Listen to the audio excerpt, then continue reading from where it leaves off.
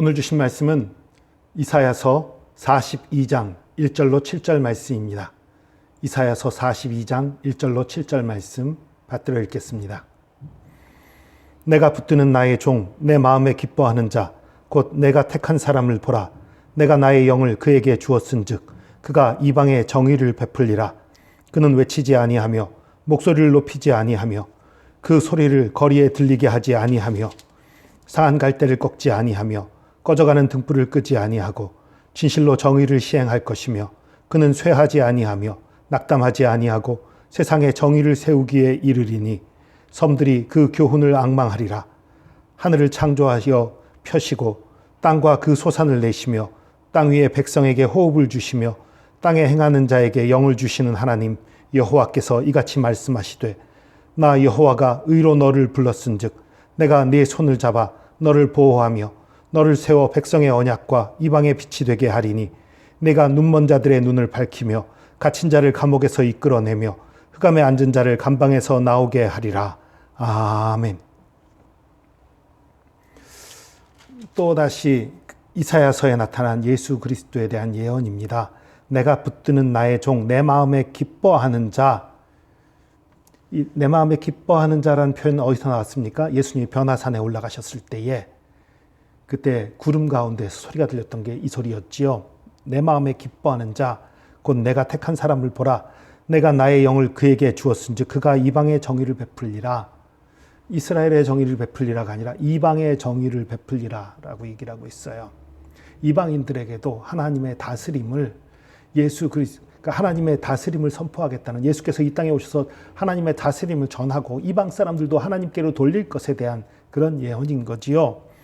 그는 외치지 아니하며 목소리를 높이지 아니하며 그 소리를 거리에 들리게 하지 아니하며, 막 외치고 큰 소리 내고, 이건 누가 하는 거예요? 힘으로 다스리는 왕들이 하는 거지요. 권위로 다스리는 왕들이 하는 거지요. 그렇게 안 하시겠다는 거예요. 힘으로 우리를 억누르고 힘으로 강제로 우리를 다스리는 게 아니라 조용하게 사랑으로, 자비로, 인자함으로 우리에게 다가오시는 그런 분이라는 거지요. 그리고 그 사랑의 표현 중에 아주 중요한 것이 바로 3절이지요. 상한 갈대를 꺾지 아니하며 꺼져가는 등불을 끄지 아니하고 진실로 정의를 시행할 것이다. 여러분, 이것 우리에게 정말 기쁨이 되는 얘기예요. 상한 갈대 그냥 꺾어버리는 게 낫죠. 그리고 꺼져가는 등불은요, 냄새를 많이 풍겨요. 그래서 꺼져갈 때는 기름을 더 부어서 이게 확실하게 켜주게 할 게 아니라면 꺼버리는 게 나아요. 그런데 꺼져가는 등불도 끄지 않으신다는 거예요. 이게 뭘 말하는 겁니까? 우리가 연약해도, 우리가 더러운 모습이 있어도, 우리가 추한 모습이 있어도, 우리가 아무리 악하고 미련하고 잘못된 길로 가고 있어도 우리를 포기하지 않으신다는 거예요. 그냥 내버려둔다는 얘기는 물론 아닙니다. 우리가 악에 있어도 너 악에 있어도 괜찮아 하고 내버려둔다는 얘기는 아니에요. 그러나 그래도 포기하지 않으신다는 거예요. 우리를 돌이키고자 하시고요. 우리를 구원하시고자 하신다는 거죠. 이게 우리에게 힘이 되는 거예요. 예수님이 이 땅에 오신 이후 예수님께서 그 말구유 위에, 말구유가 아니라고 제가 말씀드렸죠. 구유 위에 누이실 정도로 어려운 상황으로 이 땅에 오셨던 것, 저 영광스러운 천국 버리고 이 낮고 천한 이 땅에 오셨던 것, 이 땅에서 십자가를 지셨던 것, 그게 다 뭐예요? 우리를 건지시기 위한 거지요. 우리를 구원하시기 위한 거지요. 4절 보니까 그는 쇠하지 아니하며, 영원하다는 거지요. 힘을 잃어가는 것, 그 왕권이 퇴색하는 것, 그런 일이 없이 영원하다는 거예요. 낙담하지 아니하고 우리 때문에 실망하지 않는다는 거예요. 세상에 정의를 세우기에 이르리니, 세상에 하나님의 뜻을 완전히 펼친다는 거지요. 섬들이 그 교훈을 앙망하리라. 하늘을 창조하여 펴시고 땅과 그 소산을 내시며 땅 위의 백성에게 호흡을 주시며 땅에 행하는 자에게 영을 주시는 하나님 여호와께서 이같이 말씀하시되, 온 세상을 다스리는 하나님이다. 온 세상에 생명을 주관하신 하나님이다. 그런 얘기를 하시는 거예요. 나 여호와가 의로 너를 불렀은즉, 여기서 의로 너를 불렀은즉에서 너는 바로 예수 그리스도를 얘기하는 거예요. 메시아를 얘기하는 거예요. 그런데 내가 내 손을 잡아 너를 보호하며 너를 세워 백성의 언약과 이방의 빛이 되게 하겠다. 예수 그리스도를 통해서 이방의 빛이 되게 하겠다. 우리하고 별로 상관없잖아요. 왜요? 그 빛이 우리에게 비친 거예요. 그 빛이 우리에게 비친 거란 말입니다. 상관이 있지요. 우리와 상관이 있는 거예요.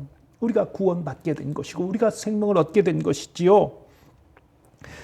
이건 메시아가 눈먼 자들의 눈을 밝히며 갇힌 자를 감옥에서 이끌어내며 흑암에 앉은 자를 감방에서 나오게 하리라. 이건 비유적인 표현이지요. 눈먼 자들의 눈을 밝힌다는 건 실제로도 있는 일이면서도 또 비유적인 거지요. 우리의 어두운 눈들이 밝아져서 하나님의 말씀을 깨닫게 되는 것이고요. 갇힌 자, 사단의 권세에 매여서 갇혀있던 그 감옥에서 끌어나오고 어둠 속에 빠져서 흑암에 빠져서 절망하고 좌절하고 있는 자들을 빛으로 불러서 힘을 주고 소망을 주신다는 거예요. 그것이 예수님이 이 땅에 오신 이유입니다. 여러분, 우리가 살아가면서 이 땅에서 어떤 문제를 겪고 있습니까? 어떤 삶을 살고 있습니까? 여러분 가운데 어떤 어두움과 어떤 연약함과 어떤 부족함이 있습니까? 그 모든 것을 예수 그리스도에게 맡기시기 바랍니다. 그 모든 것을 해결하기 위해 오신 분이 예수 그리스도입니다. 단순히 우리를 지옥 백성에서 천국 백성으로 바꾸는, 우리가 지옥 갈 것을 이제 천국 가게 된 게 한 것, 거기서 그치는 것이 아닙니다. 이 땅에서도 빛을 찾게 하시는 거예요. 이 땅에서도 자유를 얻게 하시는 거예요. 이 땅에서도 소망을 가지게 하시는 거예요. 물론 우리가 소망을 이 땅에 국한시키면 절대 안 되겠지요. 천국 소망을 둬야 되겠지만 이 땅에서도 천국의 모습들을 하나하나 이루어가는 소망을 우리가 두는 거예요. 물론 이 땅에서는 완전한 천국의 모습은 절대 이루어지지 않습니다. 그러나 우리가 사는 삶의 영역들에서는 천국의 모습을 조금씩 회복시켜 나가는 거지요. 그거 우리로서는 불가능하지만 하나님은 하십니다. 하나님께서 하시면 됩니다. 이것을 믿는 거예요. 우리가 예수 그리스도를 믿는다는 건 여기까지 믿는 거예요.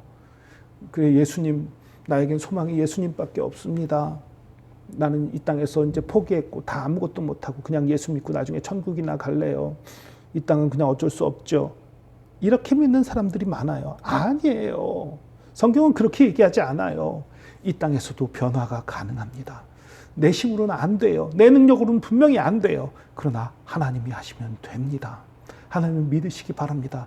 여러분의 건강 문제, 여러분의 가정의 문제, 여러분의 인간관계의 문제, 여러분의 직장의 문제, 여러분의 사업의 문제, 여러분의 학업의 문제, 여러분의 모든 문제들 주님께서 하시면 됩니다. 이것을 믿고 소망하고 주님을 의지하고 나아가는 저와 여러분 되기를 축복합니다. 기도하겠습니다. 주님, 우리의 모든 문제들, 우리의 모든 어두움들, 모든 연약함들, 그 모든 것을 감당하시고자 예수님께서 이 땅에 오셨던 것을 기억합니다. 주님, 예수님의 그 놀라운 사랑, 십자가에서 우리 대신 죽으신 그 사랑이 우리를 살게 하며 우리를 어둠 가운데서 건지시며 우리의 모든 연약함을 또 새롭게 하시는 것을 믿고 감사드립니다. 우리가 이제 이 생에서의 삶을 포기하고 정말 주님 나라밖에 바라볼 것이 없다라는 그런 패배적인 신앙생활 하지 말게 하시고 우리가 천국을 바라보고 천국을 소망하되 이 땅에서도 주의 나라와 주의 의를 하나하나 이루어가고 주님의 뜻에 순종하며 주의 영광을 바라보고 영광을 누리는 천국을 맛보는 삶을 살 수 있도록 복내려 주시옵소서. 우리의 믿음이 뒤로 물러가지 않게 하시고 당당히 주님을 의지함으로 앞으로 나아가게 하시고 주의 말씀으로 승리하게 하여 주시옵소서. 함께 하심 감사드립니다. 주의 사랑과 은혜에 감사드리며 예수 그리스도의 이름으로 기도합니다. 아멘.